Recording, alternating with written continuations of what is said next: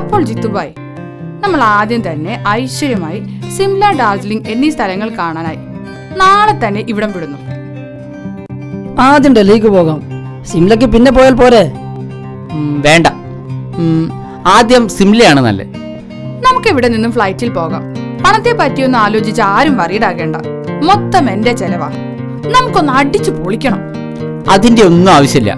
നോക്ക് ജിത്തുഭായ്, ഭായിയെ മാത്രം ഡിപ്പെൻഡ് ചെയ്ത് ജീവിക്കുന്നത് ശരിയാണോ? ഞാൻ എന്റെ വിവാഹത്തിനായി വാങ്ങിവെച്ച മൊത്തം ആഭരണങ്ങളും എടുത്തിട്ടുണ്ട്. ഞാൻ മാത്രമല്ല, ഇവരെല്ലാവരും വീട്ടിൽ നിന്ന് എടുക്കാവുന്നിടത്തോളം പണവും ആഭരണങ്ങളും എടുത്തിട്ടുണ്ട്.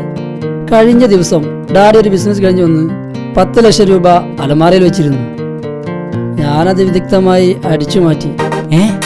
എന്നാ പിന്നെ സിംലയിലും ഡാർജിലിംഗിലും ഒന്നുമല്ല, വല്ല ന്യൂയോർക്കിലോ ലണ്ടനിലോ എവിടെയെങ്കിലും പോയി അടിച്ചു പൊളിക്കാം. നോ, എല്ലാവരുടെയും കൂടി ആയിട്ടാ പറയുന്നത്.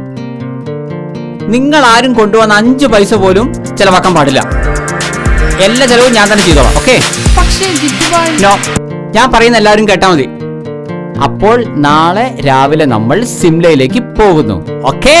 ഓക്കെ.